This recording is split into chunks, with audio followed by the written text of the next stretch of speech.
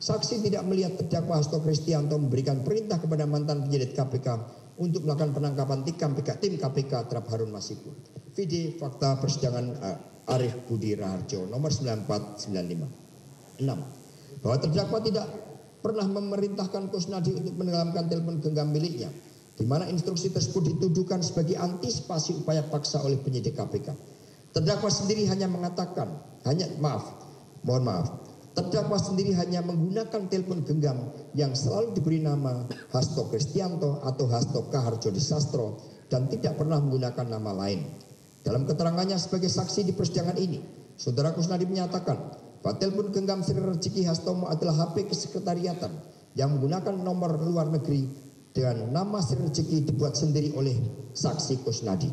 Sedangkan percakapan saksi dengan Adi Darm dengan Pak Adi mengenai dalam tanda petik yang itu ditenggelamkan saja adalah kegiatan melarung yang sebelumnya dilakukan saksi dan pakaian tersebut dilarung di Pantai Indah Kapuk. Jadi yang dilarung adalah pakaian, bukan telepon genggam. Terbukti bahwa telepon genggam yang mengandung WA dalam tanda petik yang ditenggelamkan saja adalah HP yang disita KPK dari suatu penggeledahan badan Kusnadi yang tidak sah menurut hukum dan bahkan dikatakan oleh ahli pidana Dr. Khairul Huda sebagai suatu tindakan semenang-menang yang dilakukan penyidik KPK.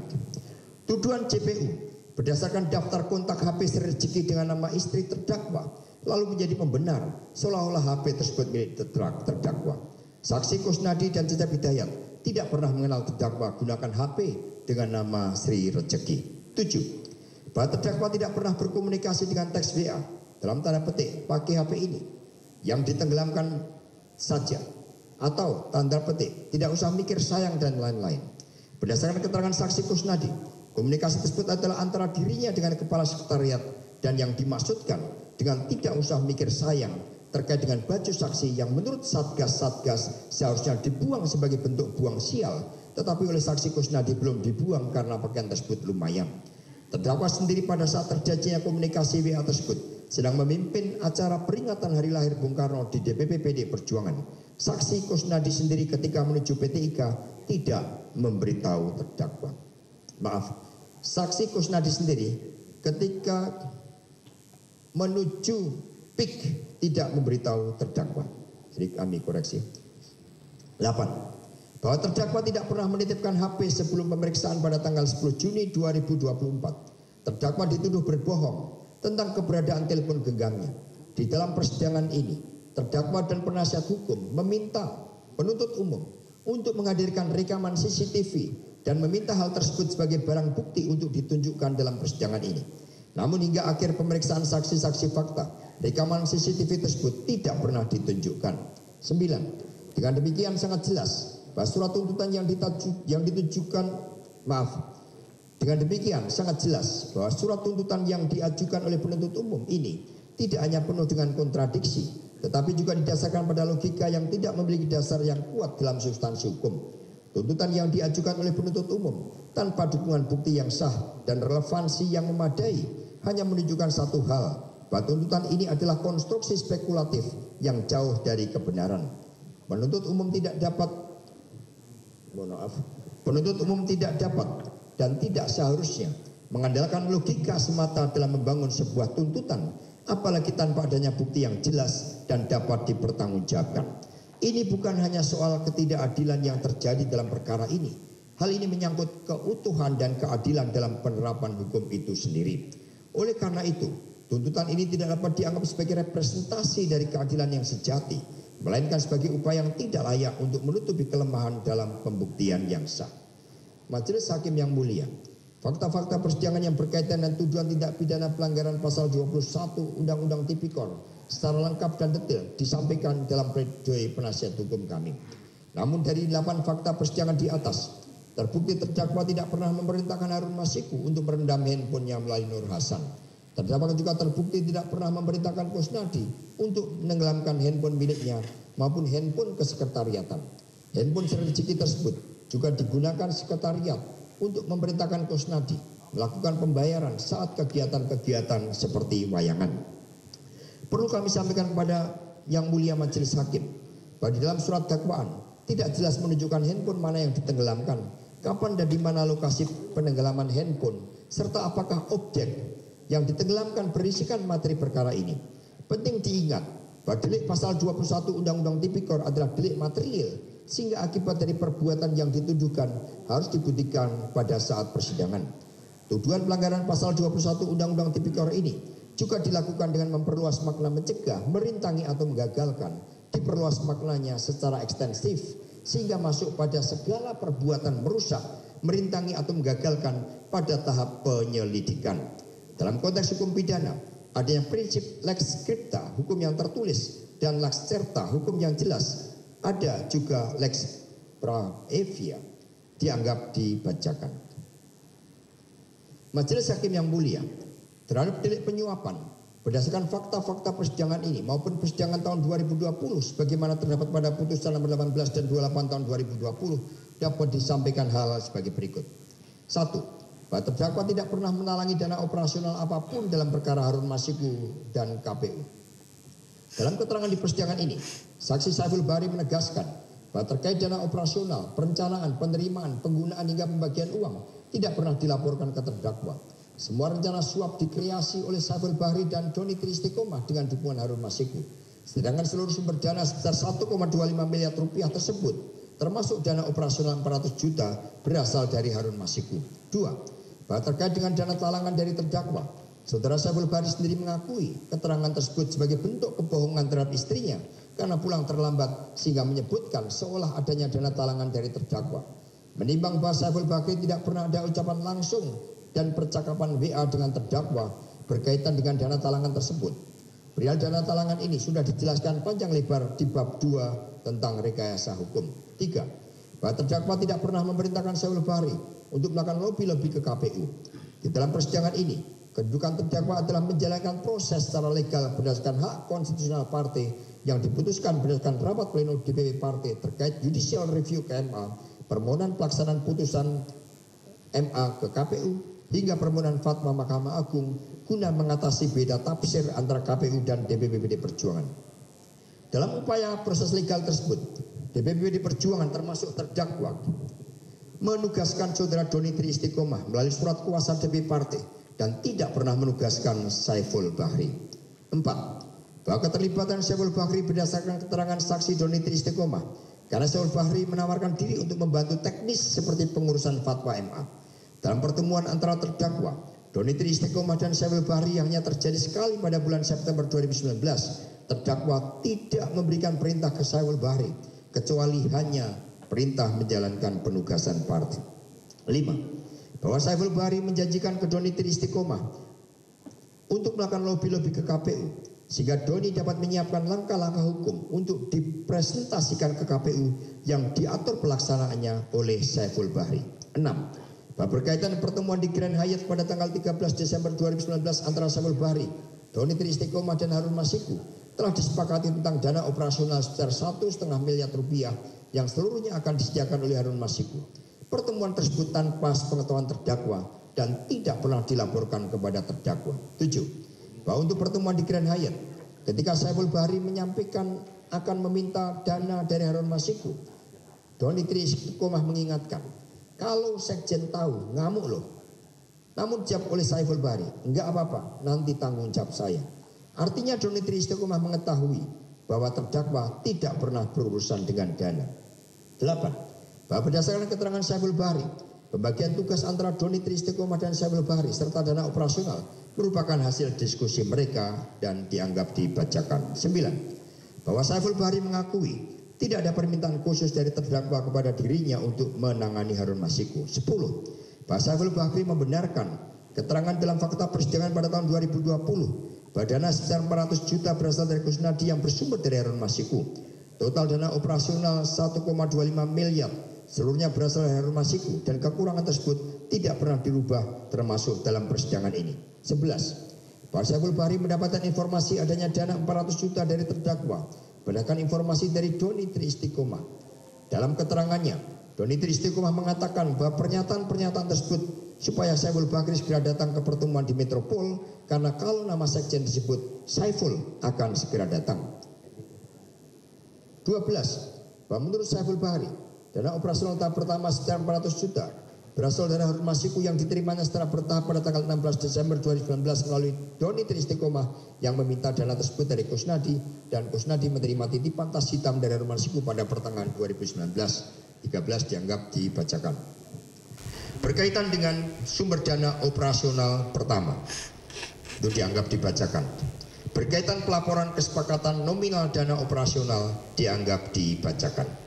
14. Bahwa penuntut umum pada tuntutannya yang menyimpulkan satu motif perbuatan terdakwa berdasarkan upaya yang dilakukan pada tanggal 6 Desember 2019 terkait dengan proses Harun Masiku adalah tidak benar. Pengajuan permohonan yang dilakukan oleh DPP Partai pada tanggal 6 Desember 2019 dengan berkirim surat ke KPU berkaitan dengan pelaksanaan fatwa MA yang diterima pada tanggal 23 Desember 2019. Permohonan ini tidak ada kaitannya dengan pelantikan Rizky Aprilia sebagai anggota DPR RI sebagaimana disampaikan dalam tuntutan. Fakta persidangan mengungkapkan bahwa permohonan fatwa MA dikabulkan pada tanggal 23 September 2019. Namun pada saat bersamaan, fokus utama DPP PD Perjuangan dan Sekjen adalah mengamankan pelantikan presiden dan wakil presiden terpilih akibat terjadinya unjuk rasa berskala besar. Oleh karena itu, pengajuan surat DPP PD Perjuangan pada tanggal 6 Desember 2019 lebih terkait dengan pelaksanaan fatwa MA dan situasi politik yang ada, dan bukan sebagai bentuk mengupayakan secara maksimal dengan berbagai cara agar Harun Masiku terpilih sebagai anggota DPR RI sebagaimana dituduhkan penuntut umum vide surat tuntutan di dalam surat tuntutan tersebut. 2. Terhadap surat tuntutan, Majelis Hakim yang mulia menanggapi surat tuntutan penuntut umum berkaitan dengan dakwaan obstruction of justice, khususnya pada analisa yuridis sebagaimana terdapat pada halaman 1272 sampai 1306 dapat disampaikan sebagai berikut. 21. Menyuruh Harun Masiku melalui Nur Hasan untuk merendam telepon genggam sebagaimana tuduhan pada unsur dengan sengaja, halaman 1272 sampai 1279 disampaikan tanggapan sebagai berikut. Bahwa tuduhan pada sekitar pukul 17.39 WIB dan pukul 17.49 WIB ada pemberitaan online terkait dengan kegiatan tangkap tangan yang dilakukan oleh KPK terhadap salah satu komisioner KPU. Terdakwa mematikan telepon genggam dengan nomor telepon 8111929988. Selanjutnya terdakwa menyampaikan pesan kepada Nur Hasan untuk menghubungi Harun Masiku vide surat tuntutan halaman 1278. Pendapat terdakwa mengatakan bahwa tuduhan tersebut tanpa bukti. Apakah pimpinan KPK yang memberikan keterangan di media tersebut sudah diperiksa sehingga keterangannya memang sengaja dibuat agar diketahui oleh terdakwa? Siapakah saksi yang dihadirkan penuntut umum di persidangan ini yang melihat, mengalami dan mendengar langsung bahwa terdakwa mematikan telepon genggam dengan nomor telepon 0811929888? Terhadap tuduhan tersebut, berbagai kemungkinan bisa terjadi. Antara lain handphone dimatikan karena terdakwa sedang presentasi, baterai habis sehingga HP mati, atau ada penyebab lain sehingga HP mati. Saya sendiri tidak bisa mengingat dengan detail apakah pada saat itu HP saya memang mati. Dalam beberapa kejadian pada saat pertemuan dengan presiden, menteri atau pejabat negara lain, atau dalam rapat-rapat tertentu, memang HP dimatikan. Pada saat terdakwa memberikan pemaparan, statusnya adalah sebagai tamu dan berkonsentrasi pada acara sehingga tidak melihat atau membaca berita online sebagaimana dituduhkan. Siapa saksi yang mengetahui langsung bahwa terdakwa telah menghubungi Nur Hasan dan dengan cara bagaimana terdakwa menghubungi Nur Hasan? Dalam persidangan ini, Nur Hasan menyatakan belum pernah sama sekali dihubungi oleh terdakwa dan terdakwa tidak memiliki nomor HP Nur Hasan. Demikian juga Nur Hasan tidak memiliki HP terdakwa. Sementara Bapak Jarod Saiful Hidayat dan Bapak Komarudin Watubun yang satu juga berada di Menara Kompas mendampingi terdakwa. Dua-dua memerintahkan Kusnadi untuk menenggelamkan telepon genggam miliknya. Pertama, bahwa berkaitan dengan penyidik tidak menemukan nomor telepon genggam milik terdakwa dengan menggunakan nomor telepon 0811192988 tersimpan dengan nama Hasto Nyunyu, Nomor telepon dengan nomor 081111938888 tersimpan di file Saiful Bahri dengan nama Hastonyu. Nomor 0811142370 tersimpan di handphone Saiful Bahri dengan nama Sekjen DPP atau Hasto, dan nomor 0812978610 milik Kusnadi yang berisi komunikasi terkait Harun Masiku. Kami jelaskan kepada Yang Mulia Majelis Hakim bahwa terdakwa sudah sangat kooperatif menjalani pemeriksaan penyidik KPK terhadap Wahyu Setiawan dan Agustiani Tio, Saiful Bahri dan Harun Masiku pada tahun 2020. Terdakwa terhadap perkara tersebut telah diperiksa pada tanggal 24 Januari 2020, 26 Februari 2020, dan 28 Februari 2020, serta diperiksa sebagai saksi di bawah sumpah di persidangan tahun 2020. Pada pemeriksaan tersebut, tidak pernah ada penyitaan terhadap nomor-nomor yang disebutkan dalam surat tuntutan tersebut. Mohon menjadi pertimbangan Majelis Hakim yang mulia bahwa peristiwa tersebut sudah terjadi 5 tahun yang lalu. HP yang disebutkan dalam surat tuntutan tersebut selain tidak pernah diminta disita oleh penyidik pada pemeriksaan perkara tahun 2020, juga sudah tidak bisa digunakan lagi akibat diberikan orang lain. Secara teknologi sudah tidak up to date, ada yang rusak, dan berbagai hal yang lainnya yang sudah tidak diingat oleh terdakwa. Yang masih adalah data nomor kontak yang disimpan iCloud dan selalu disynchronize daftar kontaknya pada saat terjadi pergantian HP oleh sekretariat. Data iCloud nomor kontak tersebut berada di sekretariat DPP. Pertanyaan saya, apakah ketika nomor handphone tersebut tidak ditemukan oleh penyidik, lalu menjadi kesalahan terdakwa, dan dengan demikian unsur sengaja terpenuhi? Apakah ada ketentuan pidana bahwa mengganti handphone dengan berbagai alasan di atas sebagai pelanggaran tindak pidana? Mengapa HP tersebut tidak disita pada saat terdakwa diperiksa pada tahun 2020 dan telah bersifat kooperatif saat itu? Majelis Hakim yang mulia, ketika terdakwa diperiksa menjadi saksi di persidangan dan berdasarkan putusan 18 dan 28 tahun 2020, tidak ada unsur putusan yang menyatakan terdakwa terlibat suap. Lalu kenapa terdakwa mengganti handphone dan nomor telepon? Apakah hal tersebut merupakan tindak pidana melakukan obstruction of justice? Di mana ketentuan tindak pidananya? Maka mohon dicatat di persidangan ini bahwa satu atau lebih dari penuntut umum seperti Bapak Muhammad Takdir Suhan juga menjadi jaksa penuntut umum saat itu yang ikut memeriksa terdakwa di persidangan saat itu dan memberikan keterangan di bawah sumpah di persidangan tahun 2020. Kenapa pada saat pemeriksaan itu HP tidak ditanyakan dan juga tidak disita? Sekarang ketika penyidik gagal menemukannya, malah terdakwa yang disalahkan. Apakah ini yang disebut keadilan? Ini jelas sebuah ketidakadilan yang tidak bisa dibenarkan. Mohon menjadi catatan penting bahwa atas pembuktian menegaskan bahwa penuntut umum lah yang seharusnya membuktikan terkait dengan berbagai nomor telepon yang disebutkan tersebut. Misalnya keterangan yang bisa diambil dari service provider guna melakukan pengecekan nomor-nomor tersebut atas nama siapa dan informasi apa yang bisa diperoleh. Menuntut terdakwa telah melakukan obstruction of justice atas tidak adanya barang bukti dengan nomor-nomor tersebut, selain bertentangan dengan asas pembuktian, juga tuduhan bersifat asumsi sehingga harus dikesampingkan. Kedua, keberatan yang sama juga terjadi untuk nomor 081297078660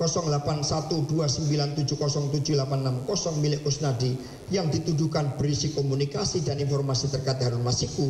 Juga tidak fair ketika handphone tersebut tidak ditemukan oleh penyidik KPK, lalu terdakwa yang disalahkan.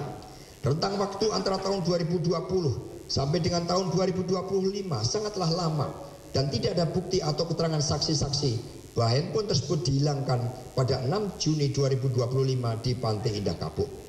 Tuduhan tersebut jelas tidak berdasar dan sepenuhnya tidak didukung oleh alat bukti yang sah. Penggantian nomor telepon dengan rentang waktu yang lama dari tahun 2020 dan 2025 dengan berbagai alasan di atas tidak dapat dikategorikan sebagai obstruction of justice. Terlebih perkara yang berkaitan HP tersebut sudah inkrah pada tahun 2020 dan dalam prosesnya tidak pernah ada perintah untuk menyita handphone tersebut. Ketiga, berkaitan handphone Vivo yang dipergunakan terdakwa pada saat pemeriksaan tanggal 10 Juni 2024. Di dalam surat panggilan nomor SPGL garing 3838 dan seterusnya dianggap dibacakan, tertanggal 4 Juni 2024, saksi dipanggil untuk memberikan keterangan terhadap tersangka Harun Masiku. Apakah ada ketentuan peraturan perundang-undangan bahwa ketika seseorang saksi dipanggil KPK tidak boleh membawa handphone Vivo? Atau suatu ketentuan bahwa saksi dipanggil harus membawa bukti yang dibutuhkan penyidik? Bukankah tugas saksi tidak merangkap sebagai penyidik?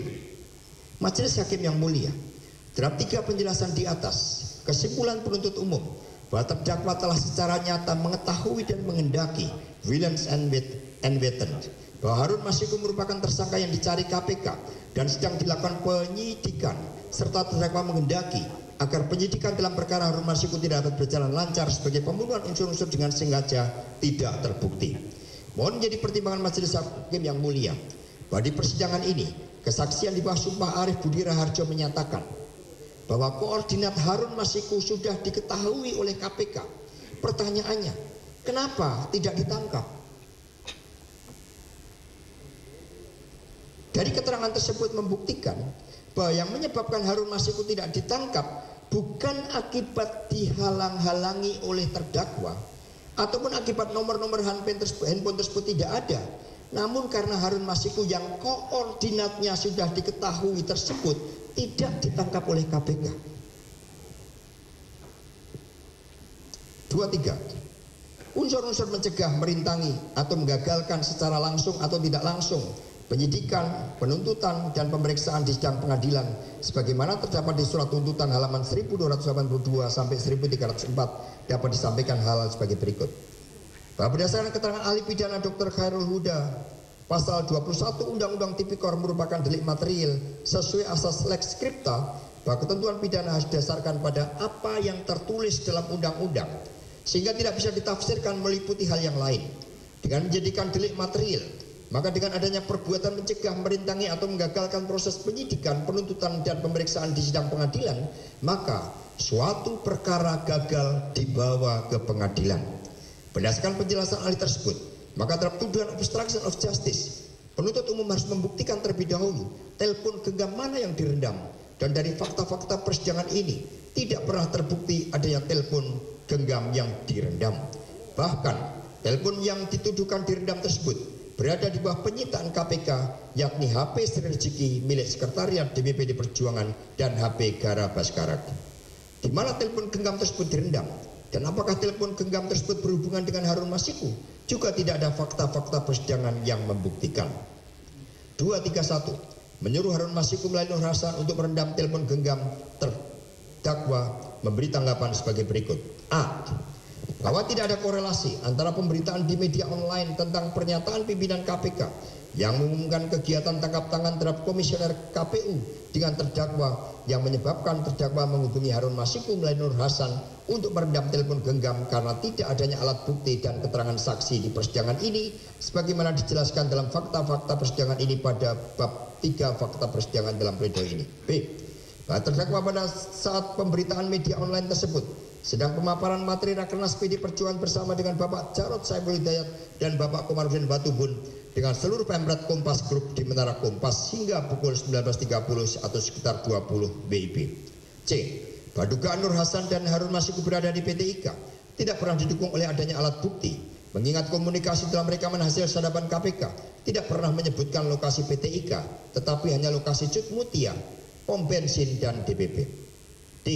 Bahwa dugaan Nur Hasan, Harun Masiku, dan Kusnadi berada di PT IKA berdasarkan keterangan ahli di bidang teknologi informasi yang dihadirkan Insinyur Bob Hardian Sahbudin dan seterusnya dianggap dibacakan. E. Bahwa tuduhan terdakwa mematikan telepon genggam pada pukul 17.58 adalah mengetahui adanya pemberitaan media online terkait kegiatan OTT terhadap salah satu komisioner KPU tidak disertai alat-alat bukti dan keterangan saksi. Terdakwa saat itu sedang pemaparan materi Rakernas di Menara Kompas. Tuduhan mematikan telepon genggam ini juga kontradiktif dengan tuduhan terdakwa menghubungi Nur Hasan pada sekitar jam 18.19 ketika Nur Hasan menghubungi Harun Masiku atas perintah 2 orang bapak berbadan tegap. F. Bahwa keberadaan terdakwa berada di Menara Kompas berdasarkan pemberitaan Kompas dinilai oleh penuntut umum tidak berdasar karena jam yang tercantum dalam berita online tersebut adalah jam tayang berita di media online, bukan peristiwa real time, tidak didukung alat bukti. Keberanian terdakwa bersama dengan Bapak Jarod Saiful Hidayat dan Bapak Komarudin Watubun, sementara berita online sifatnya adalah real time. Berkaitan hal tersebut dan seterusnya dianggap dibacakan. G. Bahwa tuduhan adanya keterlibatan antara terdakwa yang mematikan telepon genggam nomor 0811929889 sekitar pukul 17.58 WIB dengan pemberitaan online penangkapan Komisioner KPU dan perintah kepada Harun Masiku untuk mematikan telepon genggam dan merendamnya di air tanpa disertai adanya bukti keterangan saksi yang melihat, mengalami dan mendengar secara langsung. Keterkaitan tersebut adalah asumsi dan konstruksi sepihak tanpa alat bukti dan keterangan saksi. H. Bahwa penyebutan kata Bapak dalam komunikasi WA oleh Pratsnya Paramita dan Kusnadi dalam tanda petik tamu Bapak Pak Edward, Bapak kemarin yang ngomong, Bapak undangan ke KPK kapan, tidak berkaitan dengan Bapak dalam percakapan sadapan antara Nur Hasan dan Harun Masiku. Tidak ada alat bukti yang menunjukkan komunikasi Nur Hasan dengan terdakwa atau Nur Hasan dengan Kusnadi tentang Bapak yang berkaitan dengan terdakwa. Keterangan saksi Nur Hasan sendiri dalam persidangan ini dan persidangan tahun 2020 sangat jelas bahwa yang dimaksud Bapak adalah 2 orang berbadan tegap yang mendatangi Nur Hasan. Mohon menjadi pertimbangan yang mulia Majelis Hakim bahwa pengurus DPP itu sebanyak 37 orang dan 28 diantaranya adalah laki-laki, sehingga sebutan Bapak tidak bisa diasosiasikan dengan hanya terdakwa. Keterangan ahli bahasa yang dihadirkan penuntut umum Dr. Frans Assisi datang bahwa Bapak dimaknakan sebagai sosok yang memiliki peran sentral dan kedudukan strategis dalam organisasi terlalu generalis. Terdakwa mendengar bahwa ahli Dr. Frans Assisi datang dalam komunikasi dan rekam jejaknya memang bersikap negatif terhadap PDI Perjuangan. Kalau pendapat ahli itu benar, maka terhadap sapaan dalam sambutan di setiap lapisan masyarakat hingga ke tingkat RW, RT dengan sapaan bapak-bapak dan ibu-ibu atau sebutan bapak tani, bapak guru harus diubah karena tidak sesuai dengan makna yang disampaikan oleh ahli bahasa. Mohon menjadi pertimbangan Majelis Hakim yang mulia bahwa berdasarkan keterangan ahli Dr. Khairul Huda SHMH bahwa kapasitas ahli bahasa hanya menilai tentang teks dan tidak bisa menilai konteks. Sebab yang hanya dapat menilai konteks adalah ahli hukum. Karena itulah dalam tindak pidana tidak diperlukan ahli bahasa kecuali yang berkaitan dengan pasal ujaran kebencian. Keterangan ahli bahasa bukanlah fakta persidangan. Ahli dihadirkan untuk memberi terang atas perkara yang disidangkan. Di sekretariat sendiri terdapat sekitar 54 orang laki-laki dan kedudukan Kusnadi dan Nur Hasan berada di level ke-6 setelah sekjen, wasekjen, sekretariat, kepala sekretariat, deputi kepala sekretariat dan koordinator. I. Berkaitan dengan kesimpulan penuntut umum, dengan kata lain menjadi tidak logis jika yang dimaksud dalam tanda petik amanat dari Bapak adalah amanat dari orang yang berperawakan tegap seperti anggota yang mendatangi Nur Hasan dalam surat tuntutan halaman 1291 agar mohon menjadi pertimbangan Majelis Hakim yang mulia untuk diabaikan karena hukum pidana penerapannya berdasarkan alat bukti bukan tafsir logika yang dilakukan oleh penuntut umum. 232 memerintahkan Kusnadi untuk menenggelamkan telepon genggam miliknya. Disampaikan tanggapan sebagai berikut. A. Bahwa terhadap pernyataan penyidik tidak menemukan telepon genggam milik terdakwa sama dengan penjelasan pada 2 bagian pertama dan kedua. B.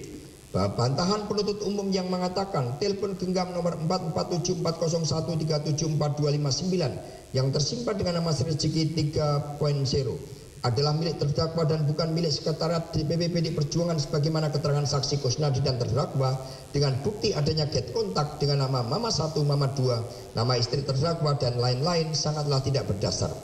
Bagian IT DPP PD Perjuangan di bawah koordinasi kepala sekretariat memiliki iCloud yang berisi daftar kontak terdakwa yang harus diupdate setiap terjadi pergantian pengurus sekretariat yang secara khusus dipakai staf sekretariat yang ditugaskan mendampingi terdakwa dan seterusnya dianggap dibacakan. C.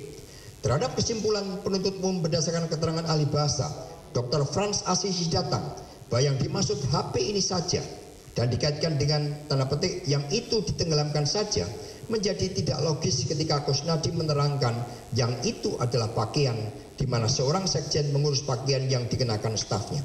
Sementara yang dimaksud yang itu menurut ahli bahasa menunjuk HP, dapat disampaikan tanggapan terdakwa sebagai berikut. Bahwa HP sekretariat adalah HP milik sekretariat. Karena itulah percakapan tersebut antara Kusnadi dengan kepala sekretariat yang disebut Kusnadi dengan Pak Adi. Karena itulah di dalam komunikasi antara Sri Rezeki dan Gara Baskara telah perintah dari kepala sekretariat pada Kusnadi untuk membayarkan honor pelawak di wayangan, menenggelamkan baju Kusnadi setelah dipakai ritual dan lain-lain. Di mana tidak logis pula apabila terhadap hal-hal seperti itu dilakukan oleh sekjen partai. Dengan demikian terhadap keterangan saksi Kusnadi di bawah sumpah menjelaskan bahwa dimaksud dalam tanda petik HP ini saja adalah komunikasi antara Sri Rezeki dan yang saat itu dipegang kepala sekretariat dengan Gara Baskara, yang dipegang Kusnadi adalah menggunakan HP tersebut. Sementara dalam tanda petik yang itu adalah pakaian yang sebelumnya dipakai dalam kegiatan ritual. Karena itulah tempatnya berkesesuaian dengan keterangan saksi, yakni di Pantai Indah Kapuk. Jika mau merendam handphone, kenapa harus jauh-jauh ke PIK? Pada saat bersamaan, karena itu bertepatan dengan peringatan Hari Lahir Bung Karno 6 Juni, maka terdakwa sedang berkonsentrasi pada acara peringatan di DP Partai. Mohon menjadi pertimbangan yang mulia majelis hakim bahwa keterangan ahli tidak bisa menggantikan fakta-fakta persidangan ini. Sekiranya HP tersebut ditenggelamkan, maka tidak akan berada dalam penyitaan KPK. Berdasarkan data sekretariat, HP Sri Rezeki tersebut baru digunakan sekretariat partai pada sekitar bulan April hingga Juni 2024, dan isinya yang dikatakan penuntut umum berkaitan dengan data-data Harun Masiku tanpa disertai bukti. Isi HP Sri Rezeki dan Gara Baskara telah disampaikan di persidangan ini. Guna memperoleh kebenaran terhadap status kepemilikan HP Sri Rezeki dan untuk melengkapi keterangan melalui persidangan ini, penasihat hukum terdakwa telah meminta melalui majelis hakim agar saudara Adi Darmo yang telah diperiksa dan menandatangani BAP dapat dihadirkan oleh penuntut umum, dan hal tersebut telah menjadi catatan persidangan ini.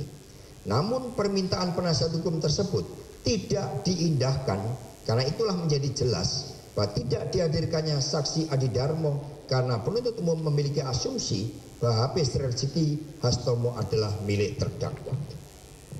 Mohon menjadi pertimbangan yang mulia majelis hakim bahwa ketika HP yang disita KPK beserta buku dengan tulisan Kompas diperoleh melalui tindakan semenang-menang yang dilakukan oleh penyidik KPK Saudara Rosa Purbabekti. Menurut ahli pidana Dr. Khairul Huda SMH, tindakan yang dilakukan oleh Saudara Rosa Purbabekti dengan menyamar, membohongi, mengintimidasi, melakukan penggeledahan badan dan memeriksa tanpa panggilan sudah termasuk kategori perbuatan melawan hukum atau sudah berupa delik, karena objeknya adalah bukan saksi atau tersangka, hanya seorang yang mengantarkan saja dengan niat baik. Terhadap barang yang disita penyidik berdasarkan tindakan tersebut tidak bisa dijadikan alat bukti ataupun barang bukti karena tata cara perolehannya tidak sesuai dengan peraturan perundang-undangan. Adapun dakwaan yang disusun atas dasar itu seharusnya menjadi dasar penilaian atas keputusan terhadap perkara karena dakwaan berdasarkan alat bukti yang tidak sah. D.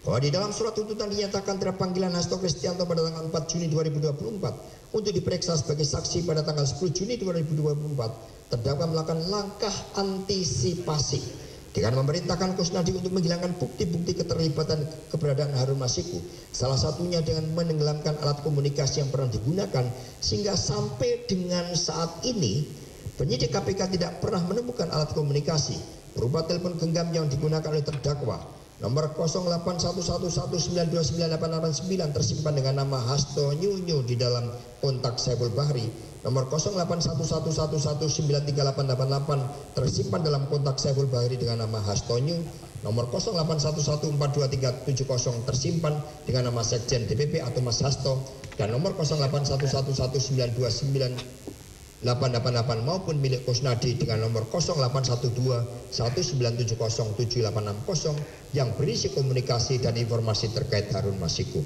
Terkait hal tersebut, terdakwa telah memberikan penjelasan yang sama sebagaimana terdapat dalam butir-butir bagian pertama, kedua di bab 4 pledoi ini. Terdakwa berdasarkan saksi Nur Hasan dan Kusnadi tidak pernah memberikan perintah untuk menenggelamkan telepon genggam sebagaimana dituduhkan.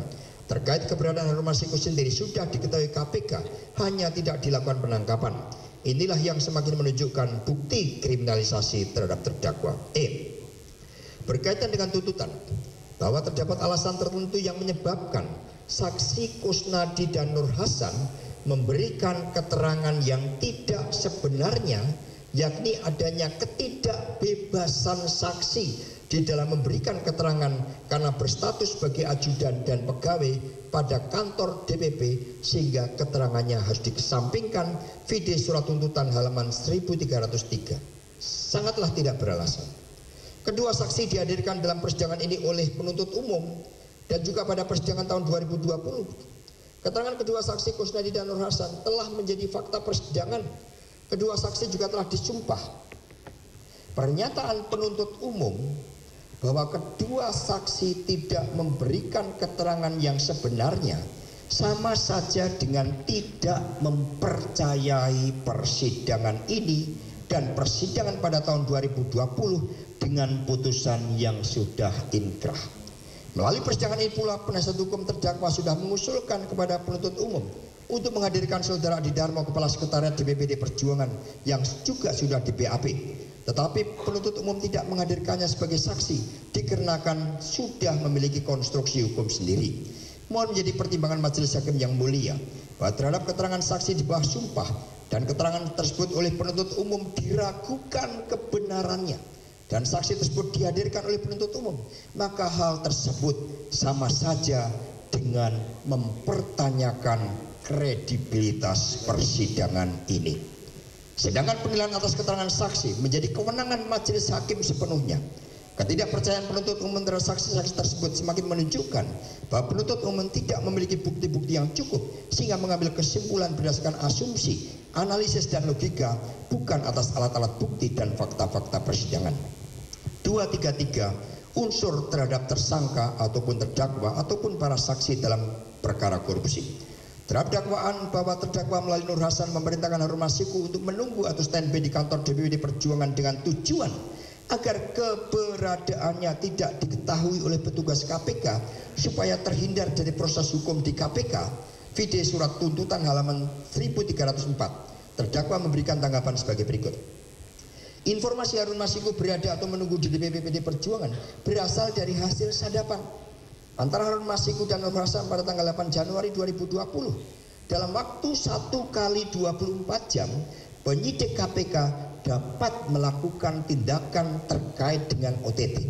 Pertanyaannya adalah, mengapa pada saat itu penyidik KPK pada malam itu juga tidak langsung datang ke DPP PD Perjuangan? Mohon menjadi pertimbangan yang mulia majelis hakim bahwa para penyidik KPK dengan leluasa dapat masuk ke PT IKA dengan pengawasan yang ketat. Namun mengapa mereka tidak datang ke DPP PD Perjuangan guna memastikan keberadaan Harun Masiku? Dengan mengingat bahwa kantor DPP PD Perjuangan adalah rumah rakyat, maka seharusnya pada malam itu berdasarkan hasil sadapan, penyidik KPK dapat datang ke kantor DPP melakukan penyelidikan terhadap keberadaan Harun Masiku dalam rangka OTT. Hal tersebut sangat-sangat dimungkinkan karena kantor DPP PD Perjuangan bersifat terbuka sebagai rumah rakyat. Namun berbeda dengan apa yang terjadi pada tanggal 9 Januari 2020 ketika KPK bermaksud menggeledah kantor DPP PD Perjuangan, sebab ketika ditanya security, KPK tidak mampu menunjukkan adanya surat perintah. Berkaitan dengan tindak penggeledahan tersebut ataupun upaya paksa lainnya telah diatur dalam KUHP bahwa tindakan pro justisia ada tata caranya berlaku mengikat di semua tempat. 234 penerapan ketentuan pasal 65 ayat 1 KUHP tentang gabungan perbuatan yang dipandang sebagai beberapa kejahatan. Vide surat tuntutan halaman 1306. Bahwa berdasarkan keterangan saksi-saksi yang dihadirkan di persidangan ini dan fakta-fakta persidangan, terdakwa tidak terbukti pernah menyuruh Harun Masiku untuk merendam ponselnya melalui Nur Hasan. Terdakwa juga tidak terbukti pernah memerintahkan Kusnadi untuk menenggelamkan telepon genggam milik Kusnadi. Kedua perbuatan yang dituduhkan tidak bisa dibuktikan, khususnya ponsel mana yang direndam atau ditenggelamkan atau dihilangkan dan di mana tempat merendam, dan tidak ada bukti yang menunjukkan bahwa handphone tersebut memiliki kaitan dengan perkara Harun Masiku. Dengan demikian, unsur melakukan beberapa perbuatan yang harus dipandang sebagai perbuatan yang berdiri sendiri, sebagaimana merupakan beberapa kejahatan, tidak dapat dibuktikan sebagaimana dakwaan dan tuntutan, dan mohon dapat dikesampingkan. Majelis Hakim yang mulia, tanggapan terhadap dakwaan dan tuntutan berkaitan obstruction of justice sudah terdakwa sampaikan berdasarkan fakta-fakta persidangan. Tanggapan terhadap tuntutan sebagaimana terdapat pada analisis yuridis yang merupakan satu kesatuan pledoi yang disampaikan oleh penasihat hukum terdakwa. Selanjutnya terdakwa akan menyampaikan tanggapan terhadap dakwaan dan tuntutan yang berkaitan dengan penyuapan. 1. Unsur memberi atau menjanjikan sesuatu sebagaimana terdapat dalam surat tuntutan halaman 1305 sampai 1360, terdakwa memberikan tanggapan sebagai berikut. A. Bahwa tindakan melakukan judicial review ke MA pada tanggal 23 Juni 2019, penetapan saudara Doni Tri Istiqomah melalui surat kuasa DPP Perjuangan pada tanggal 22 Juni 2019, permohonan pengajuan putusan MA ke Komisi Pemilihan Umum pada tanggal 5 Agustus 2019, penetapan Harun Masiku untuk menerima pelimpahan suara dari almarhum Nasaruddin Kemas, dan permohonan fatwa MA pada tanggal 13 September 2019, serta permohonan pelaksanaan fatwa MA ke KPU pada tanggal 6 Desember 2019 bukanlah tindakan pribadi terdakwa, melainkan suatu tindakan organisatoris, legal, dan konstitusional yang ditetapkan melalui rapat DPP PDI Perjuangan. B. Bahwa keputusan DPP Perjuangan tersebut berdasarkan kajian hukum yang dilakukan oleh saudara Doni Tri Istiqomah dengan pengalaman dan kepakaran berkaitan pemilu. C. Bahwa keputusan menugaskan Doni Tri Istiqomah adalah putusan DPP partai, bukan suatu permintaan terdakwa, sebagaimana terdapat dalam surat tuntutan vide surat tuntutan halaman 1315. D. Bahwa perkara pada bulan Juni 2019 bertempat di Rumah Aspirasi Jalan Sultan Sarid nomor 12A, saksi Doni Tri Istiqomah mengajak Saiful Bahri menemui terdakwa sebagaimana disampaikan dalam surat tuntutan halaman 1315 adalah tidak benar. Berdasarkan keterangan Doni Tri Istiqomah dan Saiful Bahri, pertemuan tersebut hanya terjadi satu kali dan terjadi pada bulan September 2019, bukan Juni 2019 sebagaimana terdapat dalam tuntutan, dan ketika Doni Tri Istiqomah sedang membahas hal-hal yang berkaitan fatwa MA. E. Bahwa terdakwa sama sekali tidak mengetahui terhadap 3 cara yang dibahas antara Doni Tri Istiqomah dan Saiful Bahri sebagaimana dituduhkan. Hal ini ditegaskan dalam keterangan Saiful Bahri bahwa terdakwa hanya memberikan arahan terkait jalankan keputusan partai. Hal terkait pembagian tugas dengan Doni Tri Istiqomah dan skenario suap dikreat sendiri oleh Saiful Bahri bersama dengan Doni Tri Istiqomah dengan dukungan Harun Masiku. Tidak ada perintah terdakwa untuk melakukan. Video transkrip persidangan 22 Mei 2025, keterangan saksi Saiful Bahri halaman 180-182. F. Bahwa terdakwa sama sekali tidak mengetahui keterlibatan saudara Agustiani Tio dan seterusnya dianggap dibacakan. G. Bahwa pertemuan Saiful Bahri dengan Rizky Aprilia pada tanggal 25 September 2019 adalah inisiatif dari Doni Tri Istiqomah tanpa sepengetahuan terdakwa. Hal ini dibuktikan dengan keterangan Doni Tri Istiqomah dan Saiful Bahri di persidangan ini. Penyebutan nama terdakwa oleh Saiful Bahri ke Rizky Aprilia untuk memperkuat legitimasi Saiful Bahri yang pada awal pertemuan tersebut berkomunikasi dengan telepon ke Doni Tri Istiqomah, bukan dengan terdakwa. H. Bahwa undangan konsolidasi dengan Rizky Aprilia pada tanggal 27 September 2019 adalah resmi menjalankan keputusan partai dan seterusnya dianggap dibacakan. I. Bahwa 2 bulan setelah Rizky Aprilia dilantik, terdakwa dituduh masih terus mengupayakan pengurusan Harun Masiku di KPU berdasarkan keputusan rapat pleno DPP partai sebagai pelaksanaan dengan dikabulkannya fatwa MA pada tanggal 23 September 2019. Bahwa pada periode tersebut konsentrasi DPP Perjuangan dengan terdakwa pada penugasan pelantikan presiden dan wakil presiden terpilih yang saat itu diwarnai unjuk rasa yang besar di Jakarta. Dengan demikian sangat jelas bahwa tindakan pengurusan Harun Masiku ke KPU, meskipun Rizky Aprilia sudah dilantik dan menjalankan tugas selama 2 bulan sebagai tindakan organisatoris, legal, konstitusional akibat adanya fatwa MA yang sejak tanggal 23 September baru bisa ditindaklanjuti pada tanggal 4 Desember dan 6 Desember 2019 dengan mengirim surat permohonan fatwa MA ke KPU. Tuduhan penuntut umum bersifat asumtif dan hal tersebut bukan tindakan terdakwa pribadi. C. Bahwa WA terdakwa kepada Doni Tri Istiqomah pada tanggal 4 Desember 2019 dengan pesan dilakukan SK PAW untuk menetapkan Harun Masiku pakai surat MA yang terakhir sudah diketok di rapat DPP yang lalu adalah tindakan organisatoris berdasarkan keputusan DPP partai dan bukan tindakan pribadi terdakwa sebagaimana dilakukan selanjutnya dianggap dibacakan. Langsung ke L. Bahwa tuduhan Saiful Bahri telah melaporkan permintaan dana operasional untuk Wahyu Setiawan kepada terdakwa sebesar 2,5 miliar dan juga adanya laporan hasil pertemuan di Grand Hyatt pada tanggal 13 Desember 2019 di mana dalam surat tuntutan halaman 1330 atas laporan tersebut terdakwa mengatakan ya silahkan adalah sama sekali tidak benar. Keterangan Saiful Bahri di persidangan ini mengatakan terkait dana operasional, perencanaan dana operasional sebesar 400 juta, pembayaran termin kedua, penggunaan dan pembagian tidak pernah meminta persetujuan terdakwa dan bahwa berkaitan hal tersebut Saiful Bahri telah meng-create sendiri bersama Doni Tri Istiqomah dengan dukungan Saiful Bahri selanjutnya dianggap dibacakan. Bahwa jawaban ya silahkan sebagaimana terdapat pada surat dakwaan dan surat tuntutan tersebut bersumber dari BAP saksi penyidik KPK sendiri yakni Arief Budi Raharjo, VD BAP Arief Budi Raharjo tanggal 6 Januari 2025 halaman 6 dari halaman 31 tidak berdasar atau berasal dari keterangan saksi fakta baik Saiful Bahri dan Doni Tri Istiqomah. Saudara Arief Budi Raharjo tidak melihat, mengalami, mendengar secara langsung. Dengan demikian menyebutkan terdakwa menyampaikan, ya silahkan, adalah bentuk rekayasa manipulasi hukum sehingga dakwaan dan tuntutan harus dikesampingkan dan batal demi hukum. M. Bahwa berkaitan dengan tuduhan terdakwa telah menalangi dana operasional full sebesar 1,5 miliar sebagaimana diterbitkan terdapat di surat tuntutan halaman 1334 selain tanpa alat bukti yang cukup dan juga tidak benar. Tidak ada motif terdakwa dengan pemberian dana talangan.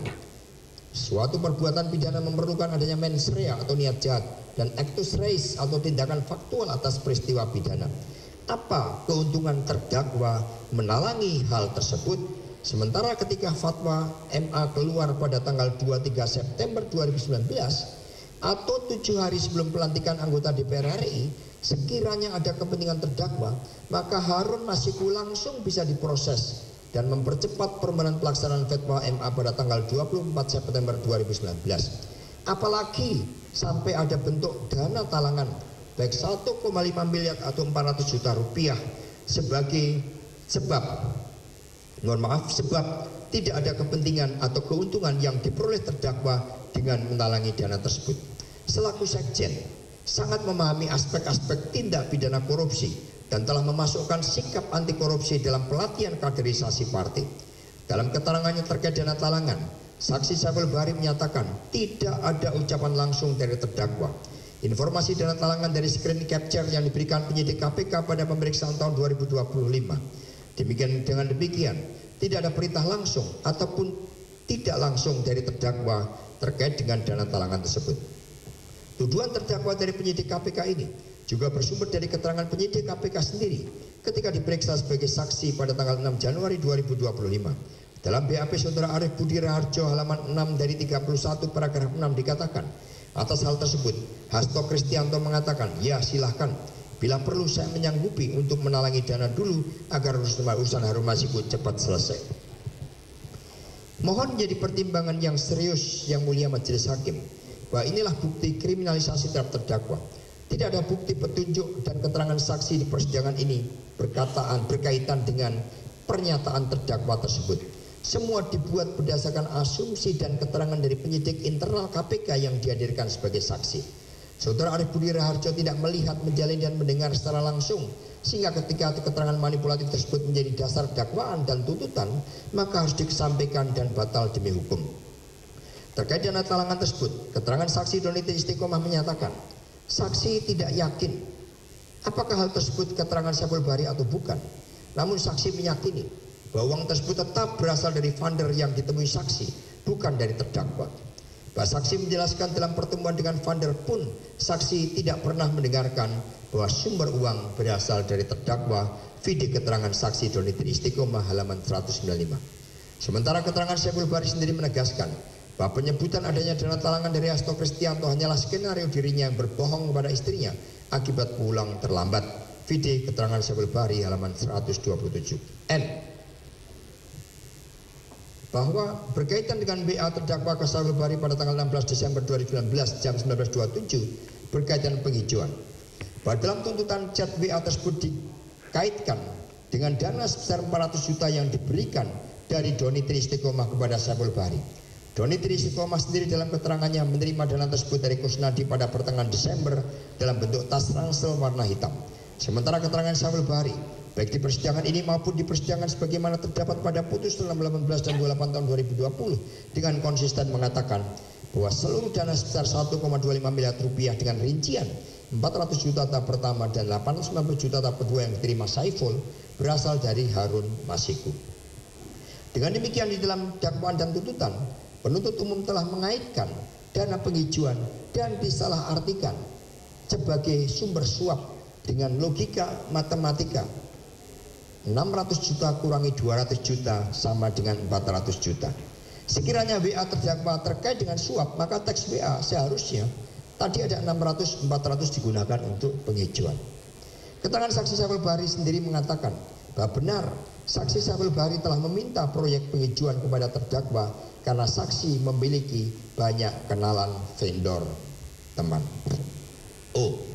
Bahwa berkaitan jawaban oke sip yang diberikan terdakwa dalam berbagai chat WA dengan Saiful Bahri dan Doni Tri Istiqomah harus dilihat secara keseluruhan dalam jawaban tersebut dan tidak bisa berdiri sendiri. 1. Pada tanggal 13 November 2019, Doni Tri Istiqomah melalui chat WA melaporkan kepada terdakwa bahwa kronologis Harun Masiku akan diselesaikan pada tanggal 14 November 2019 dan esok harinya Doni Tri Istiqomah janjian dengan Ratna staf DPP untuk cek ulang surat-surat jawaban terdakwa dan terdakwa menjawab oke sip. Jawaban terdakwa tidak melakukan pengecekan apakah keesokan harinya Doni Tri Istiqomah bertemu dengan Ratna atau tidak. Jadi jawaban oke sip bersifat normatif pasif. 2. Pada tanggal 3 Desember 2019, Saiful Bahri melalui chat WA mengusulkan kepada terdakwa agar Rizky Aprilia dipecat. Dan yang tanda tangan surat pemecatan bukan Pak Komarudin namun Pak Lauli. Jawaban terdakwa adalah oke sip. Jawaban terdakwa tersebut bersifat pasif. WA diterima dan dijawab dan tidak ada pemecatan terhadap Rizky Aprilia. Usulan pemecatan bukan sebagai pengetahuan yang mendorong terdakwa melakukan tindakan pemecatan. Sama sekali tidak ada pemecatan dan tekanan terhadap Rizky Aprilia ketika menjadi anggota DPR RI hingga dicalonkan sebagai wakil gubernur Sumsel dalam Pilkada 2024. Dengan demikian jawaban oke sip bersifat pasif normatif. 3. Pada tanggal 13 Desember 2019, Saiful Bahri chat WA ke terdakwa dalam tanda petik izin mas saya sudah ketemu Pak Harun, pamit geser dari SS. Dijawab terdakwa oke sip. Dalam percakapan tersebut Saiful Bahri berencana bertemu terdakwa namun tidak ditemui sehingga akhirnya menyampaikan pesan untuk meninggalkan rumah aspirasi dengan mengatakan pamit geser dari SS.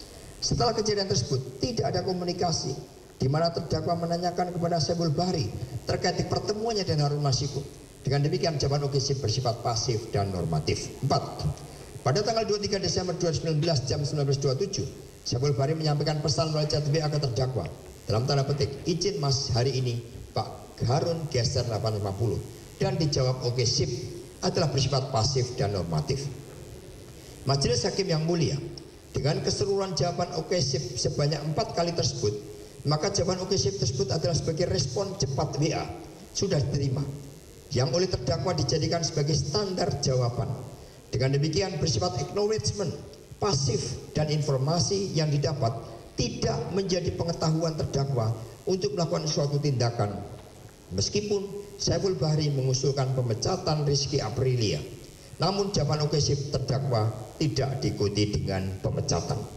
Demikian halnya terhadap WA Pak Harun geser 850 dijawabnya pasif dan terdakwa sebagaimana disampaikan dalam keterangan Saiful Bahri sama sekali tidak pernah mengetahui dan tidak pernah menerima laporan ataupun memiliki pengetahuan terhadap dana operasional, penerimaan, penggunaan, dan kaitannya dengan suap. Latar belakang jawaban oke sip diberikan terdakwa karena sering menerima komplain dari daerah bahwa terdakwa tidak membalas WA sehingga diperkenalkan jawaban oke sip tersebut. Ini jawaban standar. Menurut pakar diskursus John Scott tahun 2007, bahasa termasuk teks sebagai diskursus yang merepresentasikan kepentingan aktor atau actor structure dan social distinction. Pendapat ini dipertegas oleh Bourdieu bahwa bahasa, teks atau diskursus yang dibangun merupakan cerminan praksi sosial dari masyarakat sehingga tidak bisa terjadi perdebatan pemikiran teks atau wacana secara harafiah tanpa memperhatikan konteks, yakni praksis sosial dari individu yang dilihat melalui dua elemen. Pertama, elemen wacana yang di dalamnya melekat dengan kuasa pengetahuan melalui bahasa dan akumulasi modal ilmiah. Kedua, elemen melalui praksis sosial yang dilihat dari habitus, capital, dan feel.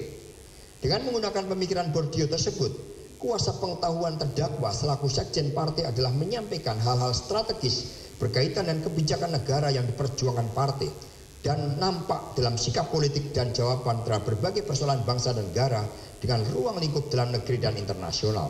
Sekjen bersentuhan dengan desain policy, misalnya arah politik legislasi, kebijakan ekonomi, pertahanan, pendidikan, kesehatan, dan lain-lain, serta arah masa depan bangsa.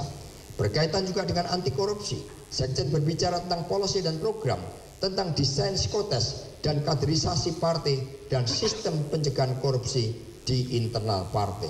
Itulah modal pengetahuan, kuasa pengetahuan. Hal itulah yang menjadi habitus sekjen partai, mengembangkan kultur partai.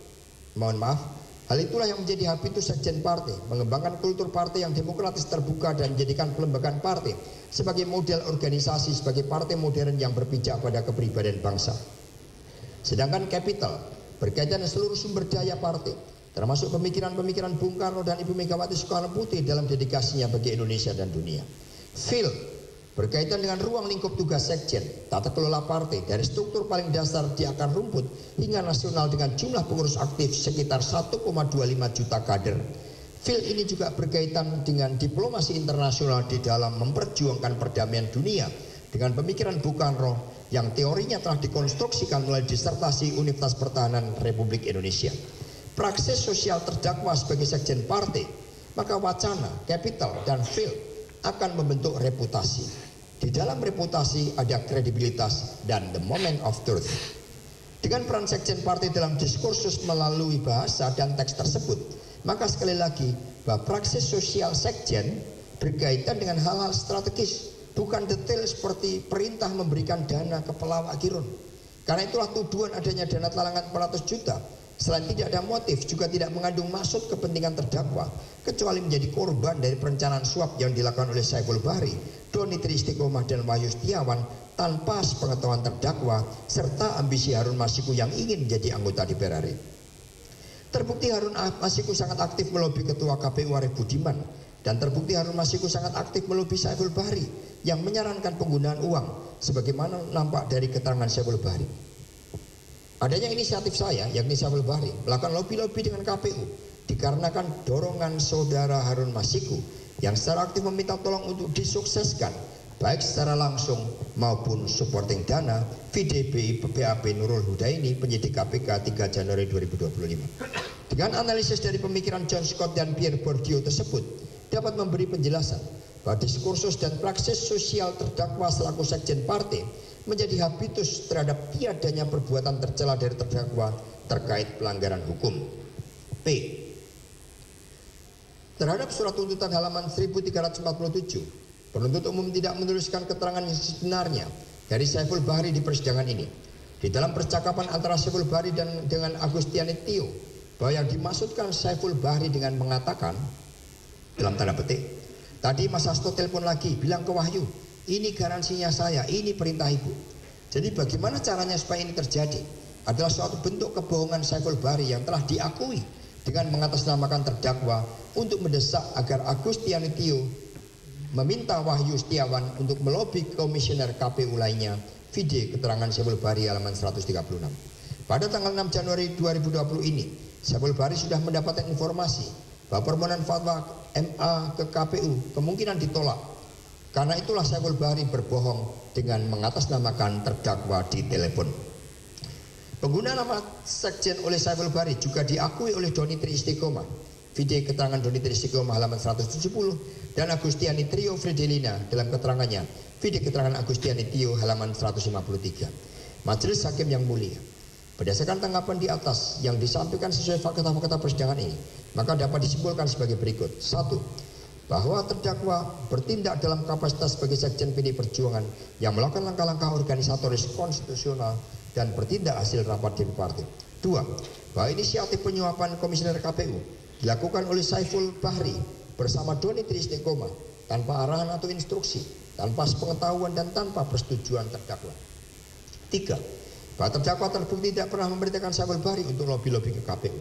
4. Bahwa terdakwa selain tidak memiliki motif atau suatu keuntungan apapun terhadap pemberian dana talangan ke Harun Masiku dan terbukti tidak pernah menalangi dana operasional apapun karena semua bersumber dari Harun Masiku. 5. Bahwa tanggapan terdakwa terhadap analisis juridis yang berkaitan unsur-unsur kepada pegawai dan seterusnya mengacu kepada pledoi penasihat hukum terdakwa yang dibacakan.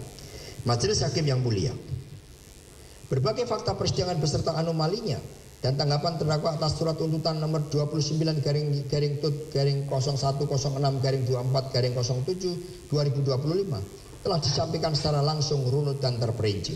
Perlu ditegaskan kembali bahwa sistem pembuktian yang diatur dalam KUHAP dalam menjatuhkan pemidanaan adalah sebagaimana dimaksud dalam pasal 183 KUHAP, bahwa pernyataan bersalah dan penjatuhan pemidanaan harus didasarkan oleh sekurang-kurangnya terdapat 2 alat bukti yang sah. Dalam hal mana alat bukti saksi dan ahli sebagaimana dalam persidangan ini telah jelas bahwa terdakwa tidak memenuhi kualifikasi unsur dalam pasal dakwaan, maka secara mutatis mutandis sudah seharusnya terdakwa dinyatakan tidak terbukti secara sah dan meyakinkan.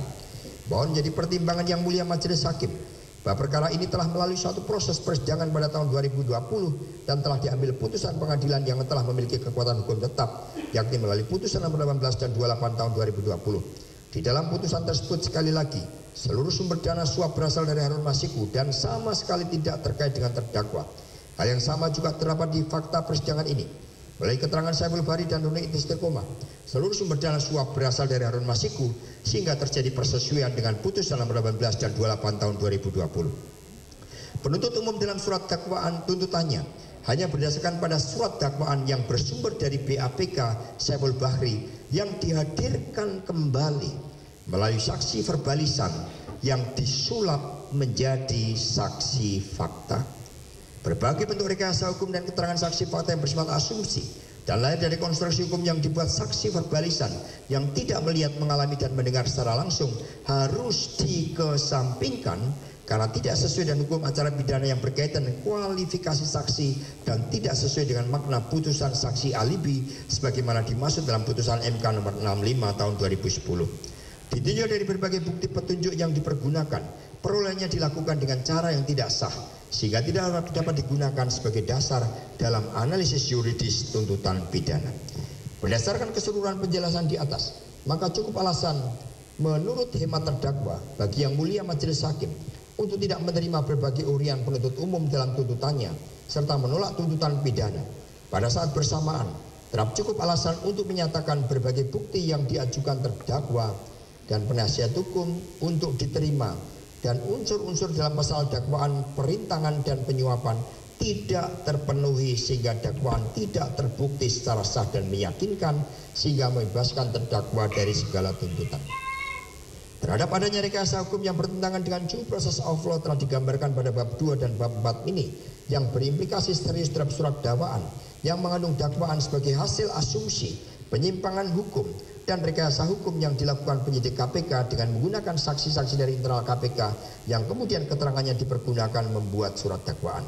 Sehubungan hal tersebut, mohon menjadi pertimbangan Majelis Hakim yang mulia untuk mengambil keputusan yang seadil-adilnya dengan membebaskan terdakwa dari segala tuntutan dengan pertimbangan tidak adanya alat bukti yang cukup dan tiadanya motif terdakwa untuk melakukan tindak pidana sebagaimana dituduhkan.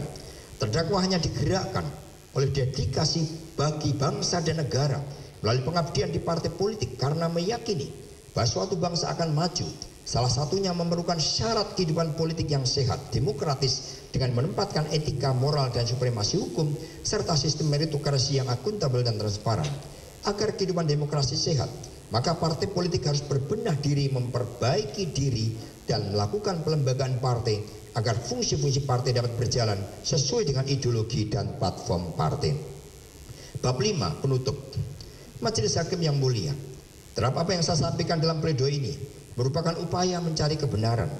Berbagai rekayasa hukum yang dikaji secara kritis dengan menggunakan keadilan dalam perspektif ideologis dan historis telah disampaikan.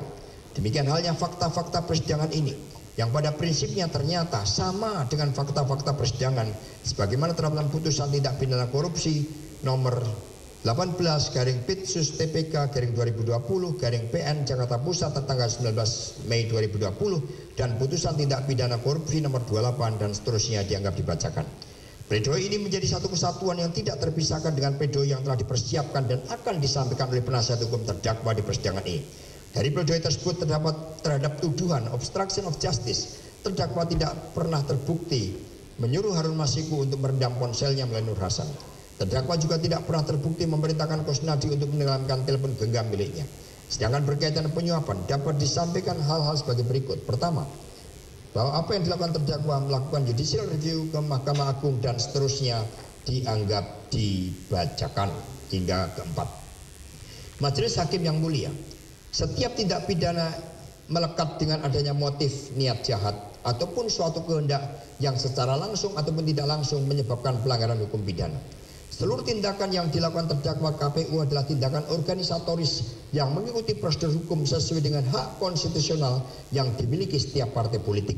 Sekiranya DPP PD Perjuangan ataupun saya selaku sekjen partai memiliki kepentingan terhadap Harun Masiku, maka tanpa melalui judicial review ke MA, banyak cara yang bisa dilakukan. Misalnya dengan menempatkan yang bersangkutan pada nomor strategis, baik nomor 2 ataupun 3, yang dilakukan sebelum daftar calon tetap ditetapkan. Cara organisatoris lain yang bisa ditetapkan adalah melakukan pemecatan anggota legislatif lain, dan hal tersebut dimungkinkan karena cara ini beberapa kali dipakai dalam beberapa kejadian PAW anggota DPR RI partai, sekitar 8-10 kali. Usulan pemecatan ini disampaikan oleh saudara Saiful karena terhadap kasus PAW lain beberapa kali dilakukan pemecatan. Namun sayalah yang tidak menyetujui usulan dari saudara Saiful Bahri untuk melakukan pemecatan, karena saya percaya bahwa kedudukan DPP PD Perjuangan sangatlah kuat berdasarkan hasil judicial review dan fatwa MA yang telah dikabulkan pada tanggal 23 September 2019. Di sini sebenarnya masih tersedia waktu 7 hari sebelum pelantikan anggota DPR RI pada tanggal 1 Oktober 2019. Namun waktu 7 hari tersebut tidak dipergunakan untuk melaksanakan fatwa MA ke KPU karena konsentrasi terutama DPP dan terdakwa pada pelantikan presiden dan wakil presiden terpilih. Ketegangan politik saat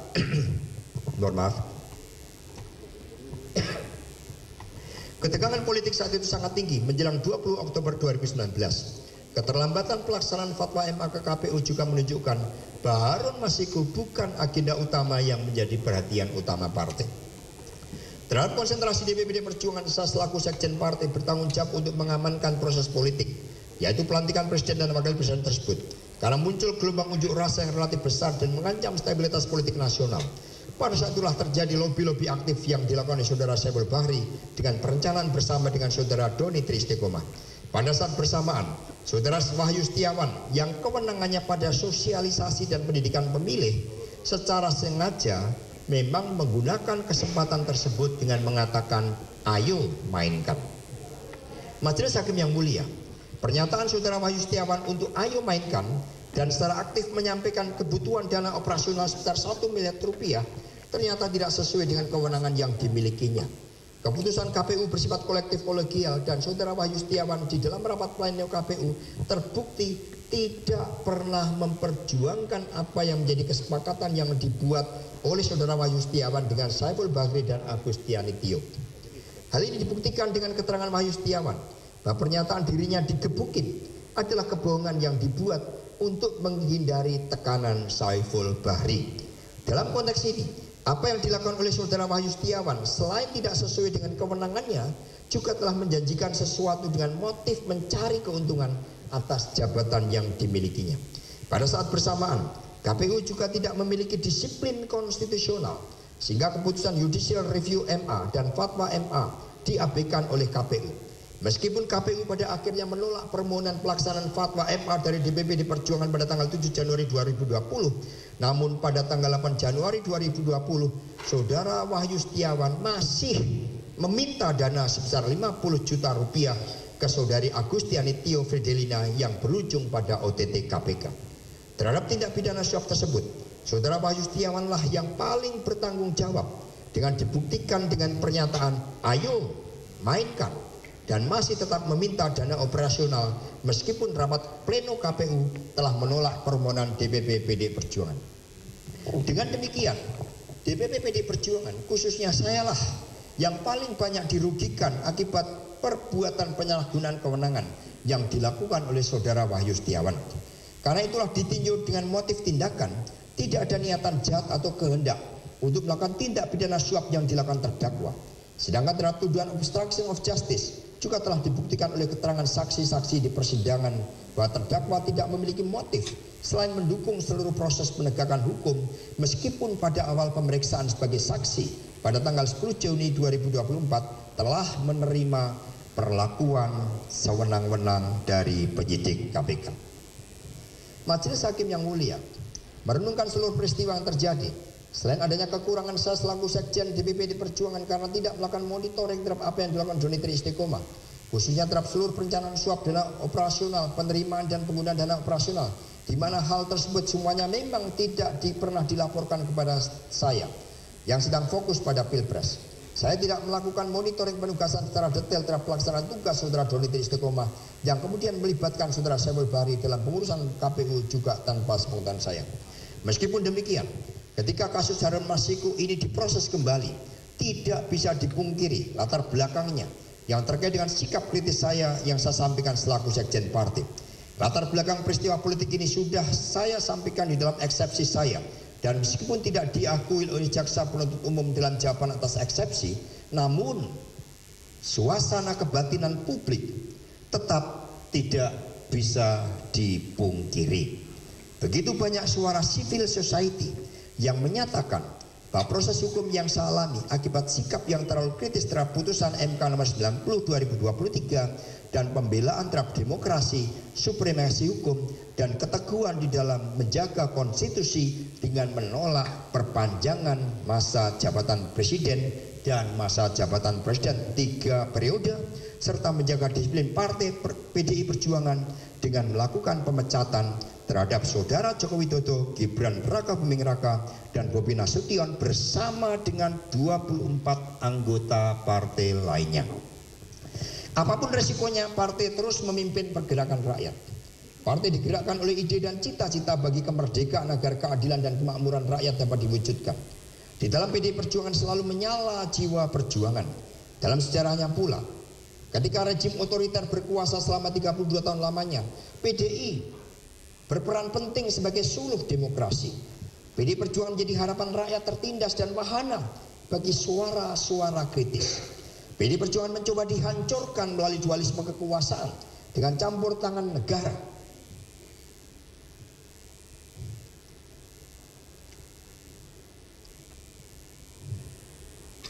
Secara langsung yang berujung pada peristiwa 27 Juli yang sebentar lagi akan kami peringati. Sejarah penindasan akhirnya melahirkan PDI Perjuangan.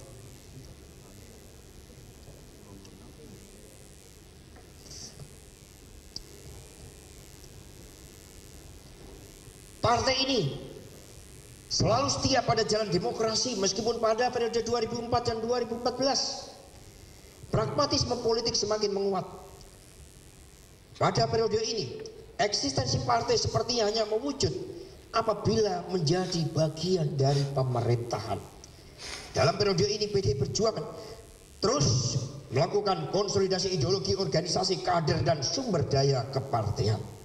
Akhirnya pada pemilu 2014, 2019 dan 2024 PDI Perjuangan dipercaya rakyat sehingga dapat menang 3 kali berturut-turut. Namun pemilu 2024 adalah pemilu yang terberat, sangat berat dan benar-benar menguji daya tahan partai. Karena itulah rekayasa hukum yang terjadi ini sungguh-sungguh suatu ironi di tengah pengakuan rakyat yang tetap menempatkan PDI Perjuangan sebagai pemenang pemilu. Meskipun begitu banyak penyalahgunaan kekuasaan. Majelis Hakim yang terhormat, seluruh strategi culture PDI Perjuangan tersebut telah saya konstruksikan secara teoretik melalui disertasi kedua saya di Universitas Indonesia dan mampu menghasilkan teori yang disebut API, singkatan dari The Avant-Garde Party Institutionalization. Teori ini menempatkan ketahanan partai sebagai fungsi kepemimpinan strategis, ideologis, dan kelembagaan partai. Partai adalah salah satu aktor pembentuk peradaban bangsa dan bertanggung jawab di dalam proses transformasi nasional bagi terwujudnya cita-cita bangsa, termasuk menjadi pemimpin di antara bangsa-bangsa di dunia dengan panduan pemikiran geopolitik Bung Karno. Pemikiran geopolitik Bung Karno menempatkan Pancasila sebagai lifeline bagi tata dunia baru. Di dalam disertasi saya yang pertama di Universitas Pertahanan Republik Indonesia telah berhasil dikonstruksikan teori geopolitik Bung Karno yang saya sebut sebagai progressive geopolitical coexistence. Guna melengkapi kedua teori tersebut, selama saya berada di rutan merah putih KPK, telah saya selesaikan buku Spiritualitas PDI Perjuangan yang diluncurkan di pengadilan ini pada tanggal 5 Juni 2025. Buku ini berisi konsep, metode, dan sekaligus latihan spiritualitas setiap anggota dan kader PDI Perjuangan agar memiliki semangat juang yang menyala-nyala, bagikan api perjuangan yang tidak pernah kunjung padam. Di rutan merah putih setidaknya telah saya selesaikan 4 draft buku lainnya, yang salah satu diantaranya saya beri judul Suara Kemanusiaan. Majelis Hakim yang mulia, apa yang saya sampaikan di atas untuk menggambarkan bahwa dimanapun, kapanpun, dan dalam kondisi apapun, sikap kader PDI Perjuangan tidak boleh surut dalam perjuangan, meskipun mencoba dicari-cari kesalahannya melalui kriminalisasi hukum. Sebab Bung Karno mengatakan bahwa revolusi belum selesai, dan Ibu Megawati Soekarno Putri telah berseru dengan lantang pada tahun 1993 bahwa bendera sudah saya kibarkan, pantang untuk diturunkan. Atas dasar hal itulah kami percaya bahwa pengabdian pada partai juga mengabdi pada bangsa dan negara. Sebab melalui partai dapat dilakukan kaderisasi kepemimpinan melalui pelembagaan partai agar mampu melahirkan pemimpin-pemimpin yang ideologis, yang merakyat, yang memiliki kemampuan teknokratis yang handal, dan mampu membawa perubahan nasib rakyat menuju kemajuan serta bertanggung jawab terhadap masa depan. Tantangan PDI Perjuangan ketika berada di dalam pemerintahan pada pemilu 2014-2024 tidaklah ringan, bahkan berat. Begitu banyak godaan kekuasaan. Saat itu saya lebih memilih membangun partai daripada berlomba-lomba menjadi pejabat negara. Tidak bisa dipungkiri bahwa berada di kekuasaan oleh sebagian pihak mendorong orang untuk mendapatkan peluang dengan memobilisasi kekuatan kapital melalui kemungkinan adanya konsesi proyek-proyek strategis nasional. Namun pilihan saya ambil adalah memperkuat partai dan kepemimpinan intelektual dengan mengambil program doktoral di Universitas Pertahanan dan Universitas Indonesia. Saya menolak menjadi pejabat negara termasuk menteri atau anggota DPR RI, karena bagi saya membangun partai adalah pilihan yang strategis dan sekaligus ideologis. Melalui pelembagaan partai sebagai bagian kepemimpinan ideologis dan ideologi, akhirnya PDI Perjuangan tetap menjadi pemenang pemilu meskipun hati, perasaan, dan tubuhnya penuh dengan luka pada pemilu tahun 2024 yang lalu. Majelis Hakim yang mulia, sungguh suatu hal yang tragis bahwa di tengah upaya membangun partai yang ideologis, saya menerima perlakuan kriminalisasi dan rekayasa hukum seperti ini. Namun tembok-tembok penjara tetap tidak mampu mematikan ruang kreatif bagi hadirnya ide dan gagasan untuk Indonesia Raya. Mohon menjadi pertimbangan Majelis Hakim yang mulia bahwa ketika PDI Perjuangan dipilih rakyat Indonesia menjadi pemenang pemilu legislatif 3 kali berturut-turut, bukankah di dalamnya juga melekat kepercayaan terhadap struktural dan pimpinan partai dari tingkat akar rumput hingga tingkat nasional. Apakah kepercayaan rakyat tersebut begitu rentan dengan rekayasa hukum?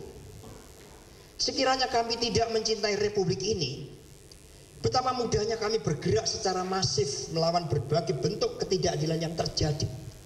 Namun kami cinta hukum yang berkeadilan, kami cinta Indonesia, sehingga ketika kantor PDI diserang pada tanggal 27 Juli 1996 dengan cara brutal pun, Ibu Megawati Soekarno Putri lebih memilih jalan hukum yang berkeadaban daripada jalan revolusi. Karena itulah yang mulia Majelis Hakim, saya sungguh begitu sedih bahwa di tengah totalitas melakukan pelembagaan partai, saya dituduh melakukan obstruction of justice dan suap dalam sesuatu hal yang tidak pernah saya lakukan. Yang mulia Majelis Hakim, sehubungan dengan perkara ini saya mohon agar dilakukan pengecekan terhadap rekam jejak saya sebagai Sekretaris Jenderal DPPD Perjuangan, termasuk dalam pelaksanaan program anti korupsi, pelembagaan sistem atau sistem building, penerapan tata nilai dan budaya, kultur di partai, serta pelaksanaan fungsi-fungsi partai agar berjalan dengan baik. Saya digerakkan oleh keyakinan bahwa membangun bangsa tidak terlepas dengan membangun reputasi partai sebagai partai yang ideologis, modern, terlembaga, dan menempatkan fungsi rekrutmen dan kaderisasi kepemimpinan di sekolah partai sebagai hal yang begitu dan sangat strategis. Majelis Hakim yang mulia, meskipun PDI Perjuangan jadi pemenang pemilu 3 kali berturut-turut, ketika rekayasa hukum ini menimpa saya pribadi, proses hukum tetap saya ikuti dengan penuh tanggung jawab. Tidak ada motif menghalang-halangi penyidikan, penuntutan, dan pemeriksaan di persidangan. Tidak ada niat untuk melakukan pelanggaran pidana dengan melakukan suap. Karena itulah, setelah semua fakta-fakta persidangan terungkap secara terbuka di sini, saya mengharapkan dengan tulus keputusan yang seadil-adilnya. Dan Majelis Hakim yang mulia, kami percaya sepenuhnya terhadap independensi, prinsip imparsial, dan keyakinan Majelis Hakim bagi lahirnya keadilan berdasarkan ketuhanan yang Maha Esa. Namun di dalam praktek, kami juga merasakan adanya psychological gap yang sering diderita hakim. Sepertinya setiap persoalan yang berkaitan dengan tuduhan terhadap korupsi, dalam hal hakim membebaskan terdakwa dalam suatu kasus, atau hakim mengambil keputusan pidana yang ringan, maka muncul semacam tekanan publik dan terjadi framing bahwa hakim tersebut dikatakan pro koruptor. Ini sangat kami pahami. Sementara kami yakini hakim mengambil keputusan berdasarkan fakta-fakta persidangan, dan keyakinan hakim juga dibangun berdasarkan alat-alat bukti yang memenuhi syarat formil dan material. Inilah fenomena nepotisme hukum yang terjadi. Majelis Hakim yang mulia, terhadap tuntutan 7 tahun di penjara dan denda 600 juta sungguh terasa sangat tidak adil. Hukum menjadi bentuk penjajahan baru karena campur tangan kekuasaan di luarnya. Bagaimana mungkin terhadap tindakan obstruction of justice yang tidak terbukti, beban pidananya melebihi persoalan pokok pidana berupa delik penyuapan yang setelah melalui 3 kali persidangan tidak cukup terdapat perbuatan pidana yang terdakwa lakukan. Demikian halnya terhadap motif, keuntungan apa yang diperoleh terdakwa dengan memberikan dana talangan 4 juta kepada Harun Masiku, sementara ketika terdakwa diundang Harun Masiku ke Tanah Toraja pun dan undangan terhadap acara Natalan, terdakwa tidak mau menghadirinya. Satu-satunya yang bisa mengkaitkan terdakwa hanyalah adanya rekayasa hukum melalui manipulasi fakta keterangan saksi Syaful Bahri dan Doni Tristiqomah, sehingga ketika terdakwa melakukan teguran keras terhadap Syaful Bahri atas perintah dari Harun Masiku pun dipelintir oleh penuntut umum sebagai pengetahuan terdakwa dari awal terhadap dana operasional. Peneguran terhadap Syaful Bahri adalah cermin dari sikap terdakwa bahwa meminta dana saja dilarang, apalagi melakukan tindak pidana penyuapan. Disinilah penuntut umum telah mengambil logika dan kesimpulan yang salah akibat ketidakmampuan menghadirkan alat-alat bukti. Majelis Hakim yang mulia, sebelum mengakhiri pledoi ini, muncul pertanyaan dalam diri saya. Apa tema atau judul pembelaan ini? Setelah memohon petunjuk kepada Tuhan Yang Maha Kuasa, Allah Subhanahu wa Ta'ala, saya merenungkan betapa agung dan sucinya cita-cita keadilan itu. Ia melekat sebagai harapan dalam seluruh sejarah peradaban bangsa. Dengan cita-cita keadilan itulah Pangeran Diponegoro melawan Belanda dan tercatat sebagai perlawanan terbesar terhadap kolonialisme. Dalam perjuangan demi keadilan itulah Diponegoro dikhianati oleh sosok kepercayaannya Sentot Prawirodirjo dan diberdaya secara licik oleh Jenderal de Kock. Baju tempur Jenderal de Kock ini berwarna coklat muda dengan loreng kehitaman. Perundingan tidak adil melalui tipu muslihat Jenderal de Kock dipersembahkan sebagai upeti prestasi bagi sang Maharaja William yang pertama. Inilah Raja Belanda dengan ambisi yang begitu besar atas koloninya melalui apa yang dikenal dengan sebutan tanam paksa atau kultur stelsel. Program ambisius ini sangat menyengsarakan rakyat. Ia adalah cerminan eksploitasi kekuasaan demi kapital dengan menguasai blok-blok perkebunan, tanah-tanah rakyat, dan juga blok pertambangan. Dalam sejarah itu, Diponegoro sepertinya dicatat sebagai pihak yang kalah saat itu. Namun disitulah hebatnya makna perjuangan Memoria Passionis, ingatan terhadap penderitaan lebih 200.000 jiwa laskar petani yang telah gugur dalam perang tersebut, senantiasa menggugat dan menitipkan penebusannya di masa depan. Memoria Passionis menjadi energi penggerak bagi perjuangan, bagi pejuang terhadap keadilan, kemanusiaan, dan kemerdekaan. Sidunata Wong Cilik 2004.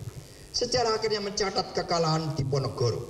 Namun sejarah menghormati perjuangannya hingga namanya selalu disebut-sebut dalam cerita rakyat sebagai Ratu Adil. Pangeran Diponegoro menghiasi nama-nama jalan protokol di seluruh Indonesia hingga nama jalan tempat kantor DPP PDI Perjuangan berdiri saat ini yang selalu tercatat dengan bangga bahwa Diponegoro adalah kusuma bangsa, bunga bangsa yang abadi dalam sejarah dan perjuangan. Sementara Sentot Prawirodirjo selamanya menjadi pengkhianat, hingga anak cucunya pun begitu segan menyebutnya sebagai leluhurnya. Sejarah pengkhianatan terus hidup, sebagaimana halnya Brutus terhadap Julius Caesar, ataupun Yudas Iskariot terhadap Yesus Kristus, dan Abu Lahab terhadap Nabi Muhammad, hingga pengkhianatan berwajah palsu di zaman modern ini. Hal yang sama terjadi dengan Jenderal de Kock yang menjadi lambang kelicikan yang menyalahgunakan hukum dan kepercayaan dalam perundingan sebagai persembahan bagi William yang pertama. Gugatan terhadap keadilan dengan demikian akan selalu hidup. Ia tidak akan pernah berhenti meskipun supremasi hukum hadir dengan matanya yang respek terhadap kemanusiaan dan keadilan. Gugatan terhadap keadilan ini semakin eksis dalam penindasan meskipun yang bersifat ekstrem sekalipun, sebagaimana terjadi di Gaza yang kita kutuk akhir-akhir ini. Apa yang dialami Pangeran Diponegoro pada abad 19 juga dialami oleh Raden Wijaya pada abad 13 dalam keterasingannya di desa Tarik akibat pengkhianatan Jakatwang. Pada tahun 1292 Raden Wijaya menyampaikan keyakinan spiritualnya Satyam Eva Jayate, yang artinya kebenaran pasti menang. Itulah nafas pengetahuan dan keyakinan di dalam perjuangan. Atas dasar penjelasan di atas dan demi cita-cita untuk mewujudkan suatu keadilan sosial bagi seluruh rakyat Indonesia, sebagaimana termaktub pada alinea keempat pembukaan Undang-Undang Dasar Negara Republik Indonesia tahun 1945, maka pledoi ini saya beri judul menggugat keadilan Satyam Eva Jayate. Waktulah yang akan menentukan ke depan siapakah yang di dalam perjuangan demi pemerintahan yang demokratis, demi sistem pemilu yang jurdil, dan demi supremasi hukum, atau siapa yang akan tercatat sebagai Sentot Prawirodirjo atau Jenderal-Jenderal de Kock, atau sebagai Maharaja William I, dan siapa pula yang akan menjadi Diponegoro dan laskar-laskar petaninya. Saya mengidentikan diri adalah bagian dari laskar petani yang militan dalam perang Diponegoro tersebut. Kami percaya pada siklus sejarah ini Sebab sejarah adalah mata rantai kehidupan yang beragam, peristiwa yang identik dan sesuatu yang berulang. Ia terus memutar roda kehidupan seperti cakra manggilingan. Namun di persidangan ini pula saya, kita semua, dan seluruh rakyat Indonesia percaya bahwa tidak ada rekayasa hukum yang sempurna, sehingga keadilan akan selalu hadir meskipun tangan-tangan dogmatisme kekuasaan akan terus mencoba menekannya. Kita percaya bahwa keadilan untuk semua dan keadilan akan tetap terus bersinar menerangi bumi pertiwi. Atas dasar itulah melalui persidangan ini kita percaya bahwa Memoria Passionis dan Satyam Eva Jayate akan terus bekerja dan bergerak menjebol tembok-tembok ketidakadilan dan keangkuhan nafsu kekuasaan. Kami berdoa bagi Yang Mulia Majelis Hakim agar dapat memutuskan perkara ini secara berkeadilan berdasarkan pada ketuhanan yang Maha Esa. Kami percaya sepenuhnya kepada Majelis Hakim, sebab menurut Prof. Sulistiowati Irianto, Guru Besar Antropologi Hukum Universitas Indonesia, bahwa hakim adalah penjaga pintu gerbang keadilan di dunia, simbol paling tinggi bagi pencari keadilan, khususnya bagi masyarakat yang mayoritas diam tanpa kuasa. Karena itulah kami percaya bahwa hakim adalah wakil Tuhan di muka bumi, seperti yang disampaikan oleh William Shakespeare. Majelis Hakim yang mulia, Robert Klitgaard dalam bukunya Controlling Corruption pada tahun 1988, pemberantasan korupsi harus fokus pada perubahan sistem, dan itu bisa dilakukan secara sistematis. Pendekatan Klitgaard inilah yang dilakukan oleh PDI Perjuangan. Dengan demikian, kepada Yang Mulia Majelis Hakim yang memeriksa dan mengadili perkara akuo terdakwa atas nama saya Hasto Kristianto, mohon dan mengharap keputusan yang seadil-adilnya dengan membebaskan terdakwa. Hal ini sangat penting, sebagaimana diungkapkan oleh Profesor Dr. Asumadi Asra dalam kata pengantar buku catatan Prof. Todung Mulya Lubis, cetakan Kompas Media Nusantara 2009, bahwa penegakan hukum sangat esensial dan instrumental bagi terjadi dan bekerjanya demokrasi dengan baik. Tanpa respek kepada hukum yang diikuti dan penegakan secara teguh dan konsisten, demokrasi bukan hanya tidak berjalan baik, bahkan lebih jauh lagi berujung pada kehidupan sosial politik yang penuh kekacauan atau chaotic dan anarkis. Oleh karena itu, keadilan yang sejati hanya dapat terwujud ketika hukum ditegakkan tanpa intervensi dan demi kepentingan masyarakat luas. Proses hukum yang benar bukan hanya melindungi hak individu, tetapi juga menjaga stabilitas dan martabat demokrasi itu sendiri. Berdasarkan uraian yang telah disampaikan di atas, jelas terdapat keraguan mendasar dalam pembuktian dakwaan melalui pemeriksaan saksi-saksi yang diajukan oleh penuntut umum. Sesuai dengan prinsip indubio pro reo yang merupakan asas fundamental dalam hukum pidana, setiap keraguan yang muncul harus ditafsirkan demi keuntungan terdakwa. Oleh karena itu, demi menegakkan keadilan dan menjunjung tinggi hak asasi manusia, kami memohon kepada Majelis Hakim yang terhormat untuk menerima dan mengabulkan pledoi ini serta menyatakan bahwa dakwaan yang dituduhkan kepada terdakwa tidak terbukti. Berdasarkan hal yang telah diuraikan di atas, saya dan tim penasihat hukum terdakwa Hasto Kristianto memohon kepada Majelis Hakim Pengadilan Tindak Pidana Korupsi pada Pengadilan Negeri Jakarta Pusat yang memeriksa, mengadili dan memutus perkara ini agar kiranya dapat mengabulkan dan menjatuhkan putusan sebagai berikut. 1. Menyatakan terdakwa Hasto Kristianto tidak terbukti secara sah dan meyakinkan melakukan tindak pidana mencegah atau merintangi secara langsung atau tidak langsung penyidikan perkara korupsi sebagaimana dimasukkan dalam pasal 21 Undang-Undang RI nomor 31 dan seterusnya dianggap dibacakan. 2. Menyatakan terdakwa Hasto Kristianto tidak terbukti secara sah dan meyakinkan melakukan tindak pidana korupsi secara bersama-sama sebagaimana dimaksud dalam pasal 5 ayat 1 huruf A Undang-Undang RI nomor 31 tahun 99 dan seterusnya dianggap dibacakan. 3. Menyatakan terdakwa Hasto Kristianto tidak terbukti secara sah dan meyakinkan melakukan tindak pidana korupsi sebagaimana dimaksud dalam pasal 13 Undang-Undang RI nomor 31 tahun 1999 dan seterusnya dianggap dibacakan. 4. Membebaskan terdakwa Hasto Kristianto dari segala dakwaan atau tidaknya dinyatakan lepas dari segala tuntutan.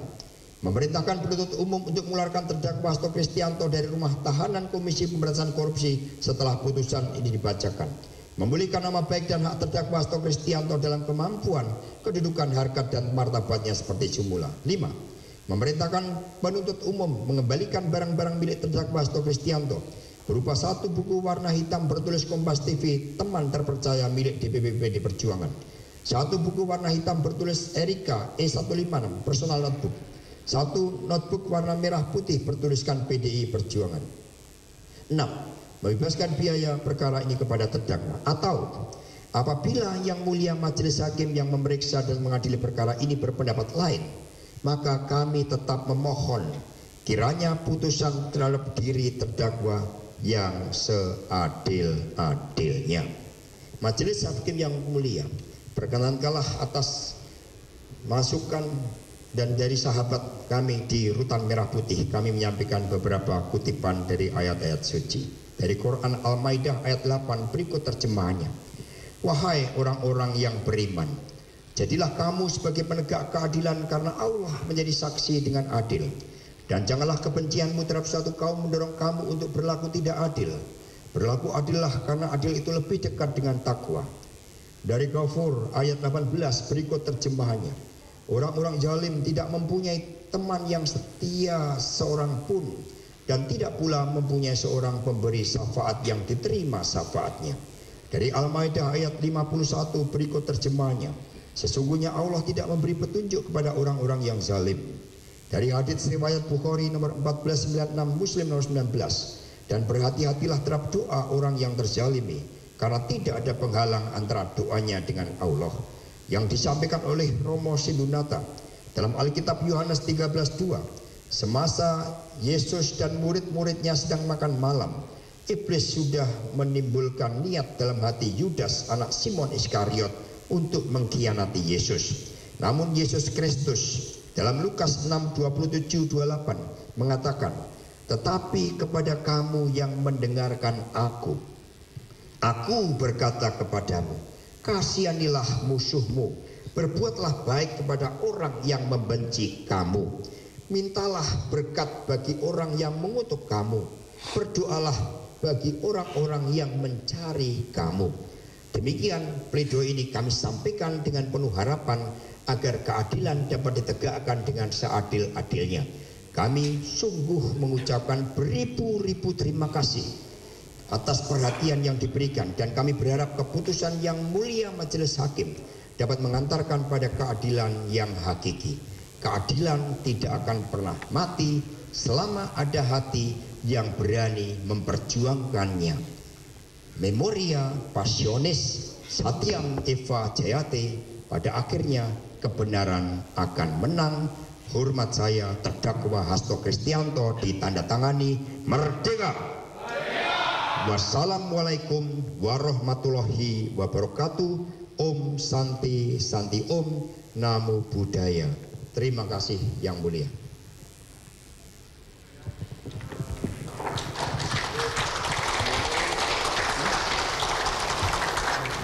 Baik, demikian tadi pembelaan dari terdakwa, dan selanjutnya akan dilanjutkan oleh pembelaan dari penasihat hukum terdakwa. Namun demikian, ini seharusnya jam sama terlewati. Mungkin yang belum sholat zuhur sekaligus asar, kita skor dulu sidang sampai 3:30, dan harapan sholat zuhur sekaligus asar dapat kita laksanakan. Gitu ya, saya sidang nyatakan diskors.